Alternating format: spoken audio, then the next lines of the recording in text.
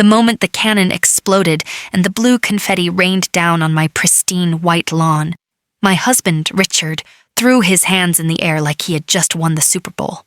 "A boy!" he shouted to our 200 guests. "A son, the legacy continues." Our friends, the doctors, the lawyers, the country club elite, cheered. They clinked their crystal flutes.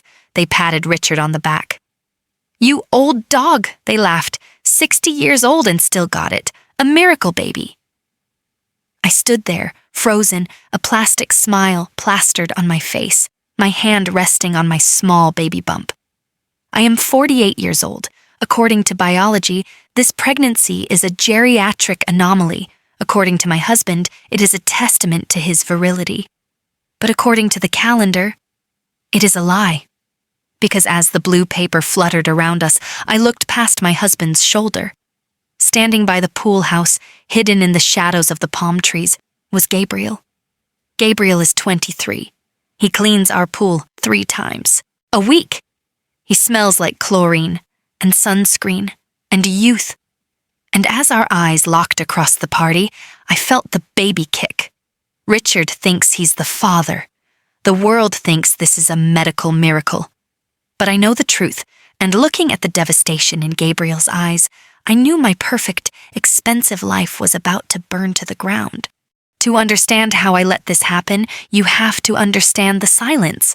I live in a $4 million house in Palm Springs. I have a closet full of Birkins, a Tesla in the driveway, and a husband who is one of the most prominent plastic surgeons in California. Richard is 60. He deals in perfection. He fixes noses, lifts faces, and tucks tummies. And for the last 10 years, he has been trying to fix me. Not with surgery, I refused that, but with criticism. "Claire, you look tired. Claire, maybe skip the wine tonight. Claire, we have an image to uphold." We slept in separate bedrooms. We hadn't been intimate in 2 years. Richard claimed it was stress. I knew it was because I was aging, and he spent his days looking at 20-year-old models. I was the trophy wife who was slowly gathering dust. I spent my days organizing charity galas and sitting by the pool, staring at the mountains, wondering if this was it, wondering if the rest of my life was just going to be a slow fade into invisibility. Then came the summer heat wave, and with it, Gabriel. Our usual pool company sent a sub. I was sitting on the patio, reading a book, when the gate opened. I expected the usual grimy truck and a rough-looking man. Instead, a young man walked in. He was shirtless, wearing board shorts and work boots. He carried a net like a spear. He was lean, tan, and carved out of muscle. His hair was bleached by the sun, falling into his eyes. He stopped when he saw me. "Mrs. Vance?" he asked. His voice was deep, respectful. "Yes," I said, lowering my sunglasses. "I'm Gabriel. I'm taking over your route for the summer." I nodded and went back to my book. Or I tried to. But as he worked, skimming the leaves, scrubbing the tiles, I found myself watching him.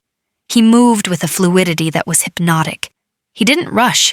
He treated the water with respect. And unlike Richard, who looked through me, Gabriel looked at me. It started innocently. I would bring him lemonade. We would make small talk. I learned he wasn't just a pool boy. He was a graduate student at the local university studying botany. He took care of pools to pay his tuition. He knew the Latin names of every plant in my garden. He was intelligent, he was kind, and he was painfully young. The shift happened on a Tuesday in August. It was 110 degrees. I was walking out to the patio with a tray of iced tea. I was wearing a silk caftan, trying to feel elegant despite the heat. My heel caught on a paving stone. I stumbled. The tray flew. The crystal pitcher shattered on the concrete deck. Shards of glass and ice exploded everywhere. A jagged piece sliced my ankle. "Damn it!" I cried, looking at the blood welling up. Before I could move, Gabriel was there. "Don't move," he commanded. He didn't worry about the mess. He worried about me. He knelt down in front of me. He didn't care about the glass cutting into his own knees. "Let me see," he said gentle. He took my foot in his hand. His hand was large, warm, and calloused. My foot looked delicate and pale in his grip. He inspected the cut. "It's shallow," he said, looking up at me. His face was inches from my knee. His eyes were the color of honey. "But we need to clean it." He didn't let me walk. He scooped me up into his arms. I gasped. "Gabriel, put me down. I'm heavy." "You're light as a feather," he said. He carried me to the lounge chair. He cleaned the cut with the first aid kit from his truck. He applied a bandage with such tenderness that my breath caught in my throat. Richard hadn't touched me with tenderness in a decade. When Gabriel finished, he didn't pull away immediately. He kept his hand on my ankle. His thumb brushed the inside of my calf. I felt a jolt of electricity shoot straight to my core. "You should be more careful, Claire," he whispered. He didn't call me Mrs. Vance. I will," I stammered. He looked at me. The air between us was thick, heavy with heat and unspoken things. "You're lonely," he stated. It wasn't a question. "I'm married," I deflected. "That wasn't the question," he said. He stood up, picked up his net, and went back to work. But the dynamic had changed. He wasn't the help anymore. He was the danger. A week later, Richard was away at a medical conference in Geneva. I was alone in the massive house. I couldn't sleep. The heat was oppressive. At midnight, I put on my swimsuit and went out to the pool. The water was cool, silky. I floated on my back, looking at the stars, feeling the immense weight of my empty life. I heard the gate creak. I splashed upright, terrified. "Who's there?" "It's me," Gabriel's voice called out from the shadows. "I forgot the pH tester. I saw the lights." "I didn't mean to startle you." He walked into the pool light. He was wearing jeans and a t-shirt. "You should go," I said, treading water. "It's late." "You're swimming alone," he said, walking to the edge. "It's not safe." "I'm fine." He crouched down at the edge of the pool. "My shift is over, Claire. I'm not the pool boy right now. I'm just a guy talking to a woman." "A woman old enough to be your mother," I said, the insecurity bubbling up. Gabriel laughed softly. "You don't look like any mother I know." He reached out a hand. "Come here." I swam over. I don't know why. I felt pulled by a tide I couldn't control. I rested my arms on the coping. "What do you want, Gabriel?" "I want to know why a woman like you, smart, beautiful, vibrant, lives in a museum." "It's not a museum. It's my home." "It's a cage," he corrected, "and the door is open." He touched my wet cheek. "You're trembling." "I'm cold." "You're lying." He leaned down. I should have splashed him. I should have swam away. Instead, I closed my eyes. He kissed me. It tasted like chlorine and forbidden fruit. It was tentative at first, then hungry. He didn't kiss me like I was fragile. He kissed me like I was essential. I reached up and pulled him into the water. He splashed in, fully clothed, and in the blue glow of the pool lights, amidst the floating filter and the silence of the desert, I stopped being the doctor's wife. I became Claire, and I was alive. It lasted 3 weeks. 3 weeks of Richard being in Europe. 3 weeks of Gabriel coming over every night. We ate pizza on the floor. We swam at midnight. We talked about botany and art and life. He made me feel 20 again. No, he made me feel better than 20. He made me feel seen. Then Richard came home. I broke it off immediately. "It's over, Gabriel," I told him by the back gate. "My husband is back. This was a fantasy." "It felt real to me," Gabriel said, his eyes wounded. "Real life isn't a pool in Palm Springs," I said cruelly, trying to make him hate me so he would leave. "You're a student. I'm a wife. Go find a girl your own age." He left. He quit the route. I requested a new technician. I tried to go back to normal. I played the dutiful wife. Richard, feeling guilty about his trip, or perhaps hiding his own affair, decided to be attentive for one night. One single night. We slept together. It was mechanical. It was brief, but it happened. 2 months later. I started feeling sick. The smell of coffee made me gag. I was exhausted. Menopause, I thought. It's finally happening. The change. I went to my doctor, Dr. Evans. I think I need hormone replacement, I told him. I'm nauseous, I'm moody, my cycle has stopped. Dr. Evans ran some blood work. He came back into the room looking pale. Claire, he said, you're not in menopause. What is it? A tumor? No. He smiled nervously. You're pregnant. The room spun. That's impossible, I whispered. I'm 48. My eggs are dust. Rare, he said, but not impossible. You're about 10 weeks along. 10 weeks. I did the math. The timeline was a nightmare. It could be Richard's. That one night fell within the window. But it could also be Gabriel's. It was a roulette wheel, and the ball had landed on disaster. I went home in a daze. I had to tell Richard. I prepared myself for anger, for accusations. Richard, I said over dinner, I went to the doctor today. I'm pregnant. Silence. Then, Richard dropped his fork. He stood up. A slow grin spread across his face. Pregnant? He roared. By God, I knew it. I knew I still had the swimmers. He hugged me. He lifted me off the ground. A legacy baby, he shouted. Do you know what this means, Claire? It means I'm a stallion. My boys at the club aren't going to believe this. He didn't doubt it for a second. His ego was too big to allow for doubt. The idea that his 48-year-old wife would cheat on him didn't even compute. He immediately started planning. The nursery, the nanny, the gender reveal party. We're going to throw the biggest bash Palm Springs has ever seen, he declared. I sat there, smiling weakly, feeling the trap close around me. If the baby was Richard's, it was a miracle. If the baby was Gabriel's, it was a death sentence for my marriage, my reputation, and my life. I needed to know, but I couldn't do a paternity test without Richard's DNA. And if I asked for it, he would know I had strayed. I was stuck, so I prayed. I prayed for blue eyes, Richard's. I prayed for the baby to look like him. But then came the gender reveal. And Gabriel showed up, which brings us back to the blue confetti. It's a boy! Richard screamed. The applause died down. The DJ started playing music. Richard went to get cigars. I was left alone near the buffet table. A shadow fell over me. Congratulations, a voice said. I froze. Gabriel. He wasn't wearing his work clothes. He was wearing jeans and a button-down shirt. He looked older. He looked furious. Gabriel, I hissed. What are you doing here? You can't be here.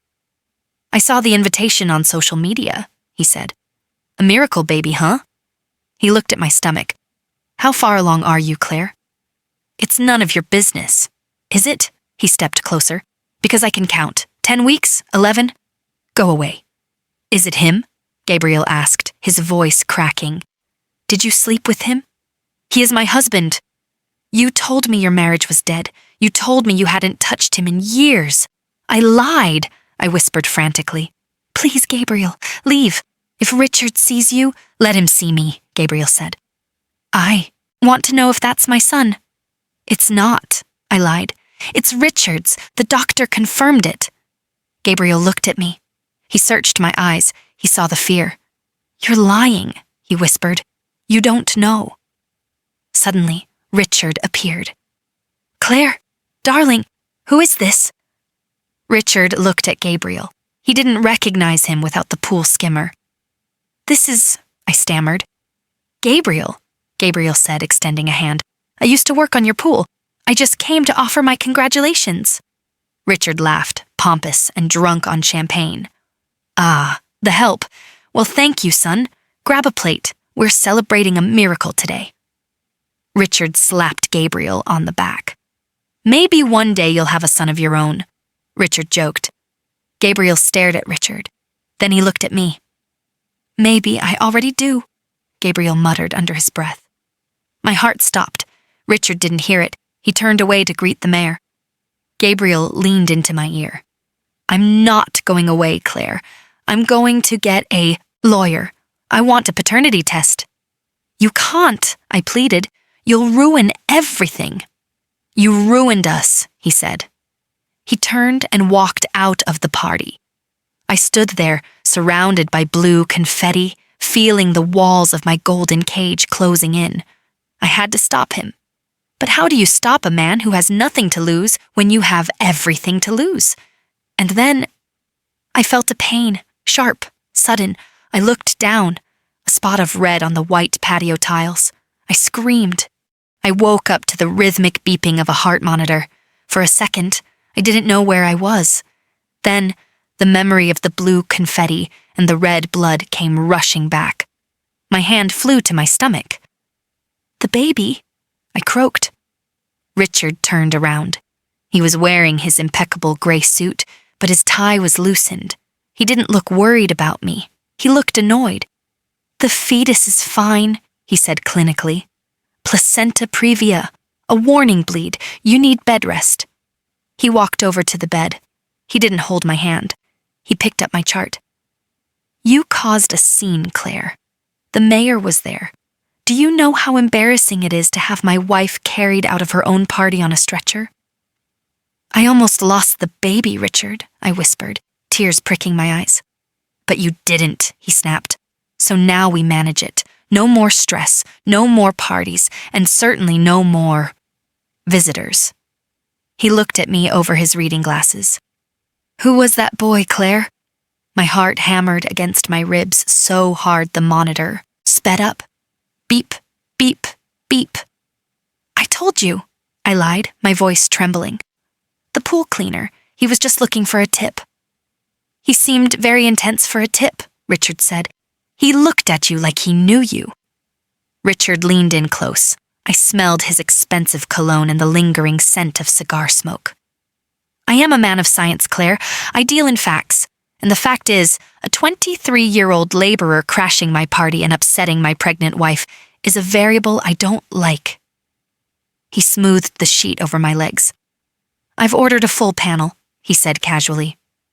A panel?" "Genetic testing, amniocentesis. Given your advanced maternal age, we need to be sure the fetus is viable. We need to check for Down syndrome, Edwards syndrome, everything." He paused, a cruel smile playing on his lips. "And, of course, while they are in there, I asked them to run a paternity verification, standard procedure for high-risk cases, just to be thorough." The room went silent. The beeping of the monitor was the only sound in the world. He knew, or he suspected. He wasn't asking for a confession. He was waiting for the data. "When?" I whispered. "They did the draw while you were sedated," he said, checking his watch. "Results should be back in 48 hours. He patted my leg. "Rest up, darling. We'll know everything soon." I was discharged the next day. "Bed rest," the doctors ordered. I lay in my massive king-sized bed, staring at the ceiling, waiting for the executioner. 48 hours. I grabbed my phone when the nurse wasn't looking. I texted Gabriel. "Claire, Richard did a DNA test. He knows something is wrong." Gabriel, "Good. Let him know. I'm tired of hiding, Claire. If that's my son, I want him." Claire, "You don't understand. He will destroy me. He will destroy you." Gabriel, "Let him try. I love you, Claire. I want us to be a family." I looked at the words, "I love you." It was the first time he had typed it. I started to cry. I was terrified of Richard, terrified of the scandal, terrified of losing my lifestyle. But underneath the terror, there was a tiny flickering flame of hope. What if? What if the baby was Gabriel's? What if I left the golden cage? What if I traded the Birkins for a diaper bag and a small apartment with a man who actually looked at me when I spoke? It sounded like madness. But lying there in my $4 million prison, madness started to sound like freedom. 2 days later, 6 p.m., Richard summoned me to the study. The house was quiet. The maids had left for the day. I walked in. Richard was sitting behind his mahogany desk. A single lamp was on. In the center of the desk sat a large manila envelope from the lab. It was open. Richard didn't look up when I entered. He was staring at a piece of paper. His face was unreadable. No anger, no joy, just a cold, clinical detachment. "Sit down, Claire," he said. I sat. I folded my hands over my stomach to protect the life inside. "Is the baby healthy?" I asked. "Chromosomally?" "Yes," Richard said. "Perfectly healthy male." He picked up the paper. "However," he continued, his voice devoid of emotion, "there is a discrepancy in the paternity markers." He finally looked up. His eyes were dead.